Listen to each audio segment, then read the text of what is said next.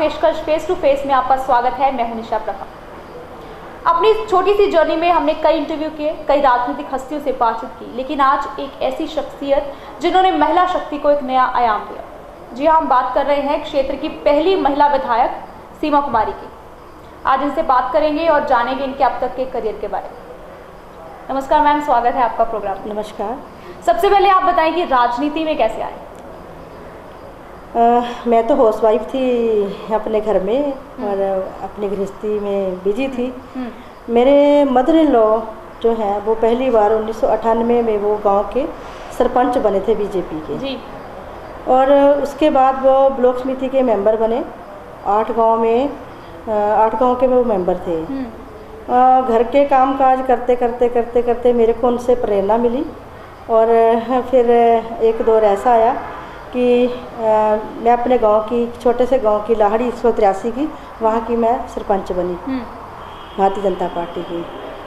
सरपंची का मैं काम कर रही थी और उसके बाद हमारे मंडल पड़ते हैं, मंडल तारागढ़, वहाँ की मैं महामंत्री बनी महिला मोर्चा में जी। और उसके बाद अच्छा काम किया अपने गांव में और पार्टी में फिर सबसे कम उम्र वाली मैं सरपंच रही हूँ गांव की। 29 साल की उम्र थी मेरी जब मैं अपने गांव की सरपंच बनी।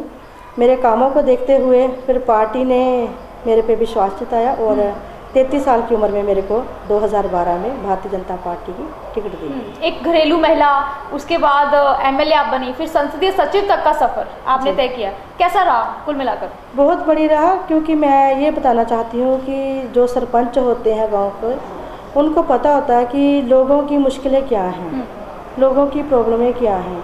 क्योंकि जब कोई सरपंच बनता है अपने गांव का तो सभी लोग उनके पास आते हैं। तो मेरे पास एमएलएशिप करने का एक वो भी रीज़न था कि मेरे को पता था, अगर जब मैं एमएलए बनी हूँ तो मेरे को पता था कि हमारे सरपंचों को गांव में उनके लोगों को कैसी कैसी मुश्किलें आती हैं। सो वो सारी बातें मेरे को ध्यान में थी और बहुत मैंने कोशिश की है कि अपने हलके में, भुआ हलके में मैं एक अच्छा काम कर सकूं और लोगों को जहाँ सरपंचों को मैं एक बढ़िया राहत दे सकूं। क्योंकि जब से हमारा देश आज़ाद हुआ था, जब मैंने 2012 में अपने एरिया में कदम रखा था, तो मैंने वहाँ भुआ हलके की पूरी स्थिति को मैंने जाना। जब मैंने जाना तो वहाँ पे बहुत मुश्किलें थी। सबसे पहली मुश्किल तो ये थी कि यहाँ पे जो सरपंच थे, जहाँ थानों में ऐसी जगहों में बहुत ज़्यादा जो लोगों के छोटे छोटे काम करने होते थे, तो सबसे वहाँ पे मुद्दा था करप्शन का। वो मैंने सारा वो स्थिति को जाना, मैंने समझा। क्योंकि सरपंच अभी क्या हालात है करप्शन? अभी मैं ये तो नहीं कहती कि मैं पूरी तरह से हमारे हलके में ठीक हो गई है, लेकिन हमने एक कोशिश की है कि उसको थोड़ा सा ठीक कर सकें। और मेरे को लगता है कि हम उसमें काफ़ी आगे निकले हैं और करप्शन को हमने कम करने की कोशिश की है। और आज लोगों में भी ये एक मैसेज हो सकता है कि भुआ हलके में 2012 से लेके अब तक ये करप्शन जो थी वो सरकारी महकमे थी या कहाँ थी? मतलब हर फील्ड में थोड़ी थोड़ी थी। सरपंचों को ही बहुत हरासमेंट किया जाता था पहले, मेरे से पहले उनको भी बहुत हरासमेंट किया जाता था कि मतलब आप इतने लेके आओ, हम इतनी ग्रांटें, अभी फ्री ऑफ कॉस्ट उनको ग्रांटें दी गई हैं और आप गांव में घूम सकते हो। मैं ज़्यादा तो नहीं कहती, लेकिन बहुत सा विकास जो है वो हमारे हलके में सरपंचों ने भी करवाया है। और सड़कों का बहुत बुरा हाल था, अभी सड़कें भी बन रही हैं, बनी भी हैं और बन भी रही हैं। सड़कें तो जहाँ पे हम आए अभी चल के, वहाँ की सड़क भी अभी तक नहीं बन पाई। ये रेस्ट हाउस जो है हमारा, जो नया बना है, यहाँ पे जो कॉलोनी है ये भी न्यू बनी है हमारी। तो ये तो हमने सरपंच को, क्योंकि इनकी आबादी पड़ती है सरपंच को अभी हमने ग्रांट दिया और उनको बोला है कि इसमें आप काम करवाइए। और नेक्स्ट अभी 2-3 दिन पहले ही उनको ग्रांट दी गई है। तो उम्मीद है कि कोशिश, हाँ बिल्कुल इसको जल्द बनेगी। क्योंकि जहाँ पे न्यू कॉलोनियाँ बनाई जाती हैं वहाँ पे थोड़ा समय लगता है, क्योंकि उसकी लेबलिंग वगैरह जो सारा कुछ करना पड़ता है। वो रेस्ट हाउस भी हमारा भी यहाँ पे नया बना है। काफ़ी सफलता आप अपने रिपोर्ट कार्ड में दिखा रही हैं। एक कहावत है कि आदमी की सफलता के पीछे औरत का हाथ होता है। आपकी सफलता के पीछे किसका हाथ? मेरी सफलता के पीछे मेरी फैमिली का हाथ है। हाँ। मेरी मदर इन लॉ, मेरे फादर इन लॉ, मेरे हस्बैंड और मेरे 2 बच्चे हैं उनके। गोवा में 2 विनोद कुमार बड़े मशहूर है। एक तो जो कंट्रोवर्सी की तरफ से आम आदमी पार्टी के जो उम्मीदवार थे वो, और एक दूसरे आपके पति थे। देखो ऐसा है कि कितना सहयोग रहा अब तक? मेरे हस्बैंड जो हैं वो तृतीय वर्ष शिक्षित हैं। वो उन्होंने संगठन में पहले काम किया है, लगभग 13 साल उन्होंने संगठन में काम किया है। और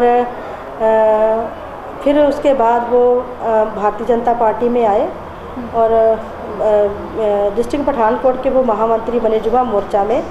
तो हमने दोनों ने इकट्ठे रल के मिलके इस हलके को एक आगे लेके जाने की कोशिश की है।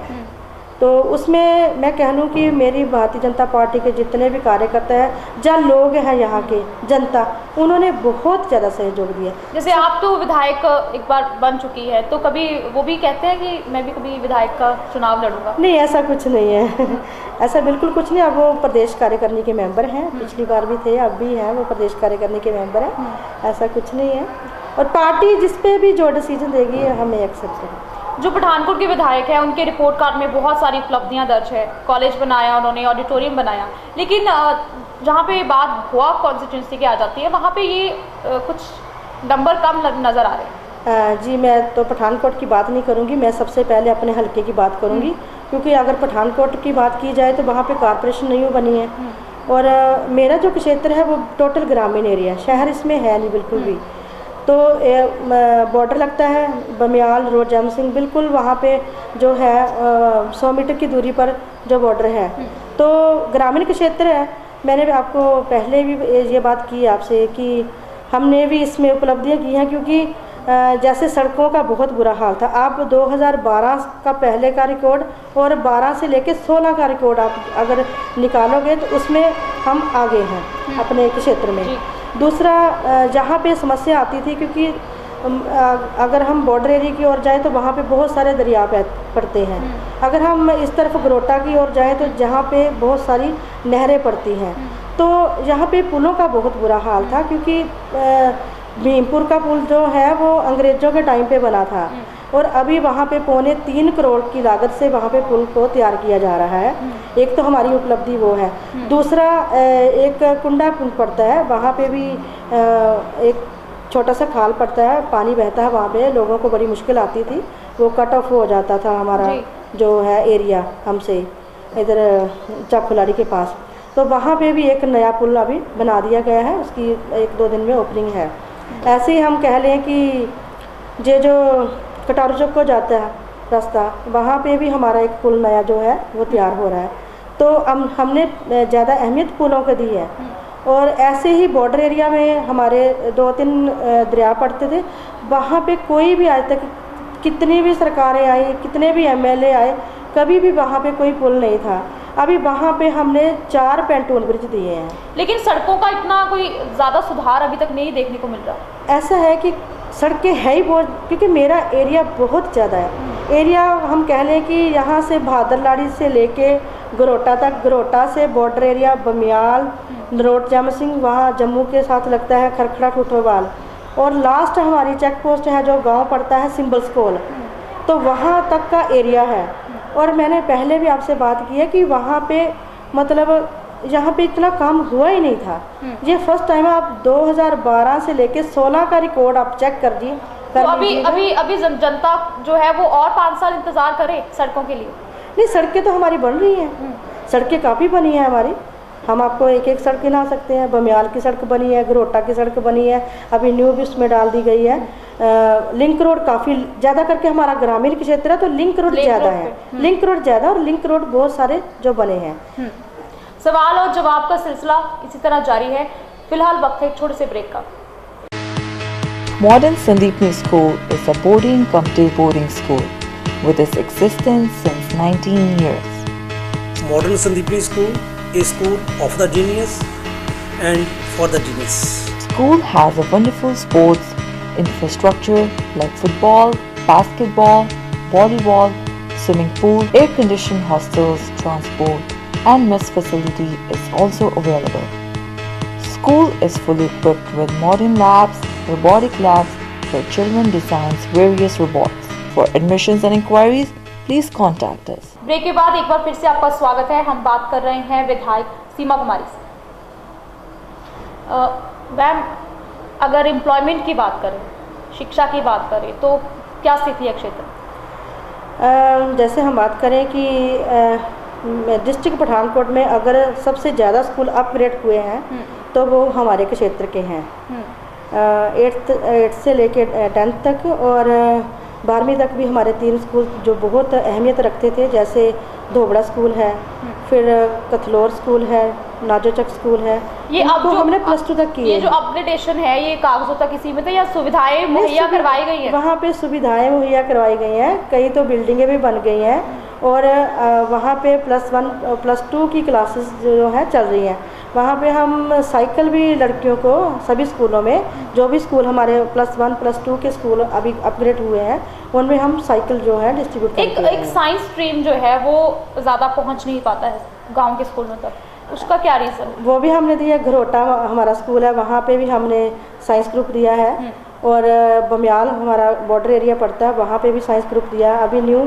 और जैसे कि तारागढ़ गर्ल्स स्कूल है, वहाँ पे भी साइंस ग्रुप। क्योंकि शिक्षकों की कमी या फिर कह लें कि लैब के वो मिल नहीं पाते, उपकरण नहीं मिल पाते, तो उस वजह से ये ग्रुप चल नहीं पाते। अपग्रेड तो स्कूल कर दिए जाते हैं लेकिन कुछ समय बाद नहीं, जैसे सरकार की पॉलिसी आई है, मेरे को भी, मैं CPS बनी हूँ, एजुकेशन की छोटी मंत्री बनी जब, तो हमने उसमें काफ़ी काम जो है शिक्षा के आधार पर किया है। ज़्यादा करके तो यही आता है ना कि स्कूलों को अपग्रेड किया है, स्कूलों को अपग्रेड किया है। अगर स्कूल हमारे अपग्रेड हो गए हैं तो उसमें नेचुरली बात है कि वो सारी सुविधाएं जो है वो तो आएंगी, तो वो चल भी रही हैं। कुछ एम्प्लॉयमेंट के लिए भी कुछ है जनता के लिए, जैसे कि सरकार की ओर से स्किल सेंटर भी खुले हैं। वो अगर डिस्ट्रिक्ट पठानकोट की डिस्ट्रिक्ट का देखा जाए तो ग्रामीण के क्षेत्र के हिसाब से मेरे सबसे ज़्यादा है। किस तरह की सिखलाई अभी तक दी जा रही है? वहाँ पे कंप्यूटर सिखाया जाता है, लड़कियों को भी शिक्षा दी जाती है, कंप्यूटर की भी दी जाती है और सिलाई कढ़ाई का भी काम, वहाँ पे ब्यूटी पार्लर का भी काम करवाया जाता है। अभी तैयार भी हो रहे हैं, कुछ की ओपनिंग हमने कर दी है, वो चल रही है। जैसे घरोटा में चल रहा है, बमियाल का काम और तारागढ़ का काम अभी शुरू किया गया है, तो वहाँ पे बिल्डिंगें जो हैं तैयार हो रही हैं।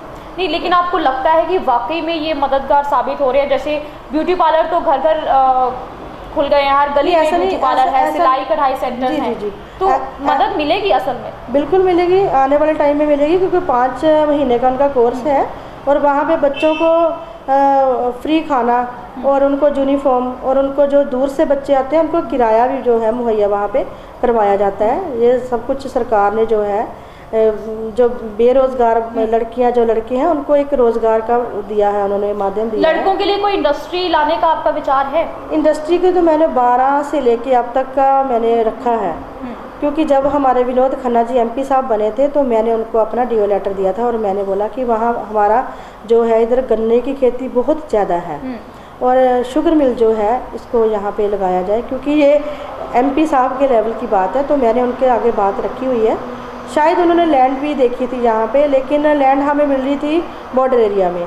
तो जब इंडस्ट्री लगती है तो बॉर्डर एरिया में वो मशीनें वगैरह टेक्नोलॉजी को का ज़्यादा रहता है, तो वहाँ पे बॉर्डर साथ में पड़ता है। लेकिन क्या आपको लगता नहीं कि अगर सरकार चाहे, अगर विधायक चाहे या MP की अगर पहुँच हो तो जगह तो कहीं भी मुहैया हो सकती है? उसमें जगह जो है इंडस्ट्री अगर कोई भी लगानी है तो इंडस्ट्री के लिए नेचुरली बात है, कोई 1 या 2 एकड़ ज़मीन तो होती नहीं चाहिए नहीं, क्योंकि अगर शुगर मिल लगानी है हमने, तो अगर पेपर मिल लगानी है हमने, तो उसमें कम से कम हमें 50 से अबव जो लैंड जो चाहिए होती है।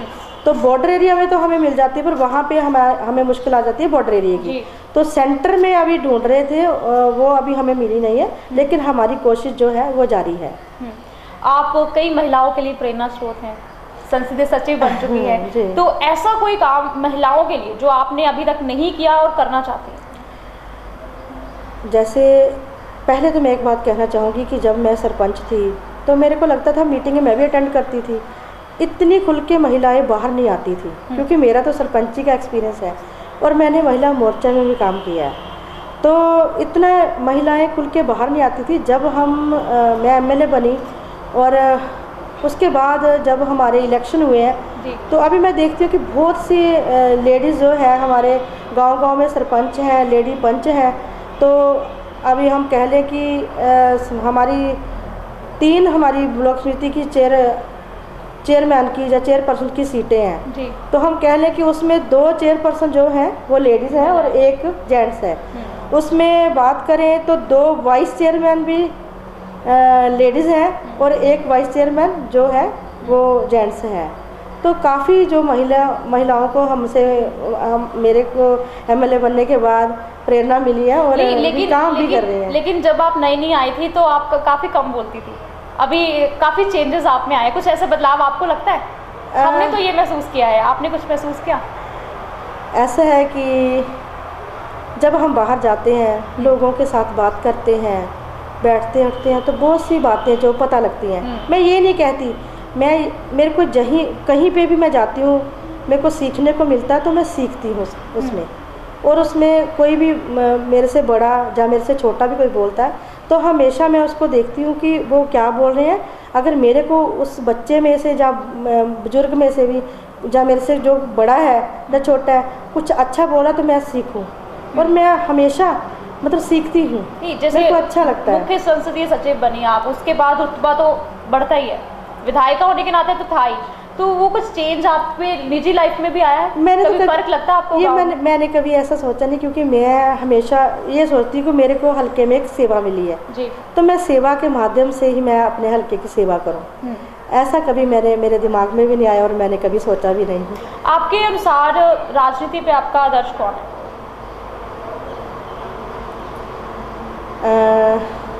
My father in law, my mother in law, my husband, वो आपके आदर्श है राजनीति में? जी जी। हाँ, तो जो आपका एरिया है अगर उसकी बात करें, ऐसा कौन सा कार्य है जो आप मानते हैं कि ये समस्या है जो मुझे सुलझानी है? समस्या को तो काफ़ी सुलझाया है हमने, और जैसे जैसे जो समस्या आती है वो जैसे जैसे जो भी लोग लेके आते हैं उसको सुलझाते हैं हम। लेकिन माइनिंग पे आप कभी नहीं बोलते हैं, माइनिंग आपका बहुत बड़ा मुद्दा है आपके क्षेत्र में। मैं आपको बताऊं जी, अभी भी मेरे पर केस चल रहे हैं जम्मू हाई कोर्ट में जम्मू हाई कोर्ट में मेरे पे केस चल रहे हैं उसी के, क्योंकि हमने आवाज़ उठाई थी। और अभी देखो पंजाब में बहुत सी सड़कें होंगी और हाईवे भी होंगे, सड़कें चल भी रही होंगी, लेकिन मेरी एक ऐसी सड़क है वहाँ पे हमने जो है ट्रक बिल्कुल बंद करवाए हुए हैं जी। और वो बॉर्डर को जाता रास्ता है, और वहाँ पे सुबह 8 बजे से पहले निकल जाते हैं ट्रक या फिर शाम के 4 बजे के बाद, तो वही ट्रक जा सकते हैं। और उसी सड़क के बीच माइनिंग को ही लेके मेरे पे अभी केस भी चल रहे हैं। नहीं, जो जिला परिषद के चेयरमैन हैं गोवर्धन गोपाल, उन्होंने ये कहा है अपने इंटरव्यू में कि आपकी तरफ से कुछ सहयोग नहीं मिल पा रहा माइनिंग। ऐसा कुछ नहीं है, मैं तो 8 दिन धरने पर भी बैठी थी जी, और हमारे सभी मेरी कॉन्स्टिट्यूंसी के लोग भी वहाँ पे बैठे नहीं, थे। एक विधायिका के ऊपर कौन आता है फिर, क्यों बंद नहीं हो पा रहा माइनिंग? देखो ऐसी तो कोई बात नहीं है, अभी जो है इनकी ऑक्शन वगैरह होती है, ये एक सिर्फ हमारे एरिया की बात नहीं है, डिस्ट्रिक्ट पठानकोट, रोपड़ या जो और भी डिस्ट्रिक्ट है वहाँ पे भी सारा हो रहा है, विकास भी हो रहा है, तो वो भी साथ चल रहा है। अभी इनको मेरे को तो पता नहीं ऑक्शन वगैरह होती है, लेकिन सरकार भी तो आपने की है। बिल्कुल सरकार हमारी है, मैं ये नहीं कहती कि नहीं, सरकार हमारी है, लेकिन हमने तो ये लड़ाई लड़ी है। अभी बोलने को यहाँ पे कुछ भी बोल सकता है ना, लेकिन मुद्दा ये है कि उस पर काम किया है या नहीं किया है। हमने उस पर काम किया और करके दिखाया है। लेकिन जनता को तो रिजल्ट चाहिए, रिजल्ट नहीं मिल पा रहे, माइनिंग रुकने का नाम नहीं ले रही। देखो जैसे अभी आवाज़ मैंने उठाई तो मेरे पे बात चलेगी, तो मेरे तो हाई कोर्ट में अभी केस अभी जारी है, अभी हम वहाँ पे तरीके हमारी पढ़ रही हैं, वहाँ पे वकील किया हुआ है, जम्मू हाई कोर्ट में हमारे केस चल रहे हैं। टिकट की अभी तक घोषणा नहीं हुई है, क्या लगता है आपको टिकट ये तो पार्टी पे डिपेंड है। पार्टी अगर विश्वास फिर से जताती है तो पार्टी का ही सारा कुछ सहयोग है हमें, तो ये तो पार्टी पर है। लेकिन जो तीनों ही सीटें हैं बीजेपी की, सुजानपुर हो गया, पठानकोट, भुआ, तीनों ही सीटों पे अपने ही आपकी पार्टी के लोग आपके विरोध में खड़े हैं।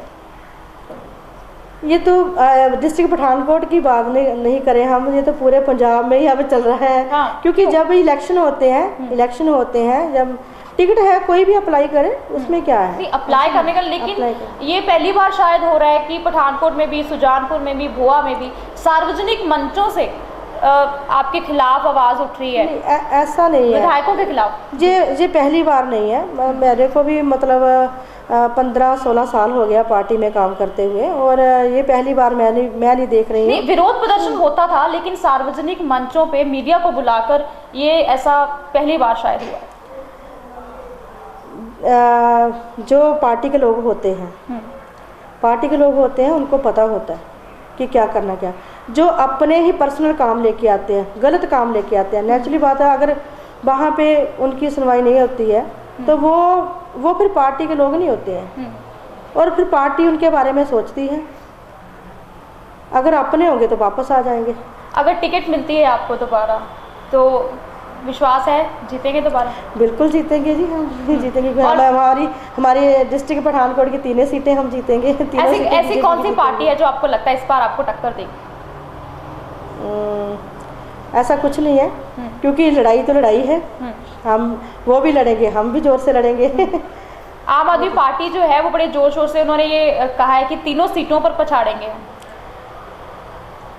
उनकी तो हम बात नहीं करेंगे, हाँ, क्योंकि उनका कोई वजूद नहीं है। एक तो वो दिल्ली में है जो केजरीवाल साहब, तो वो तो आप सबको पता है, क्योंकि हमसे ज़्यादा आपको सबसे पहले न्यूज़ जो पता लगती है अभी क्या कर रहे हैं वहाँ पे, दिल्ली पे क्या कर रहे हैं, क्या नहीं कर रहे हैं, वहाँ पे कोई उन्होंने वहाँ पे हालात नहीं सुधारे हैं। तो अभी पंजाब में आके वो क्या कर सकते हैं। पंजाब के लोग जो हैं वो बहुत समझदार हैं, उनको पता है। लेकिन दिल्ली में भी यही हुआ था, क्योंकि वहाँ भी यही बीजेपी कहती रही कि आम आदमी पार्टी का वजूद नहीं है, लेकिन सुपड़ा साफ कर दिया था आम आदमी पार्टी ने। ऐसा है ना कि पहली बार जो होता है, पहली बार वो शायद लोगों को थोड़ा सा वो उसमें लेखा पड़ सकता है, लेकिन अभी लोग जो हैं वो उनके बारे में काफ़ी कुछ जानते हैं, उनके काफ़ी कुछ जो घोटाले जो सामने आए हैं। और मेरे हलके की बात ले लो, वो विनोद कुमार को टिकट दिया गया, फिर उसकी काट दी गई, फिर उसके पास पैसे ऐसा चल रहा है। तो आपको लगता है कि पैसे की वजह से हुआ जो ये कंट्रोवर्सी हुई उनकी पार्टी में क्या होता है क्या नहीं होता है, मैं उनके बारे में नहीं जाना चाहती, क्योंकि मैं ना बताना चाहती हूँ।